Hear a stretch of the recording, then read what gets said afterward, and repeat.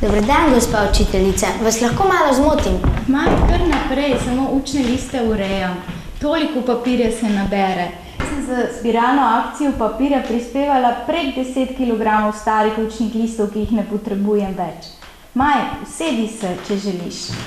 No, kaj bo dobrega? Ziva sva razmišljala. Konec meseca bo dan evropskih jezikov, zato sva se vprašala, koliko Slovencev se uči tuje jezike in katere. Morda tudi, koliko tujcev se uči slovenščino. Zdaj pa ne veva, kje iskati odgovore. Zato je Iva predlagala, naj vprašam vas. O, lepo, Maj, da tebe zanima slovenščina. Počakaj, da malo pomislim. Na Filozofski fakulteti v Ljubljani je Center za slovenščino kot drugi tuji jezik. Ukvarjajo se s poučevanjem slovenščine za tujce. Zato bi tam dobil podatke o tem, koliko tujcev se uči slovenščine pri nas, pa tudi na univerzah v tujini.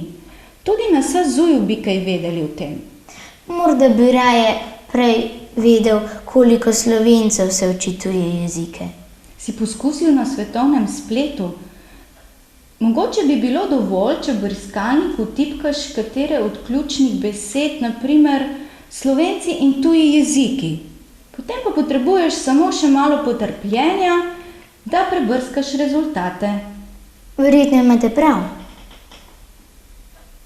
Veliko bi izvedel tudi, če bi pogledal podatke jezikovnih šol po Sloveniji.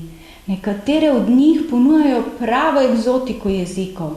Sicer sama mislim, da večina ljudi še vedno posega po temeljnih evropskih jezikih, nekatere pa zamikajo tudi azijski. Hvala, učiteljica. Najprej se bom lotil iskanja po računalniku. Tam se počutim najbolj doma. Sicer pa bom tudi kam telefoniral. Uradnih telefonskih pogovorov nimam najraje.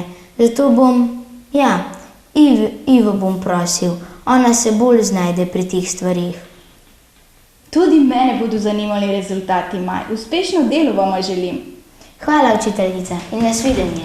Nasvidenje, Maj.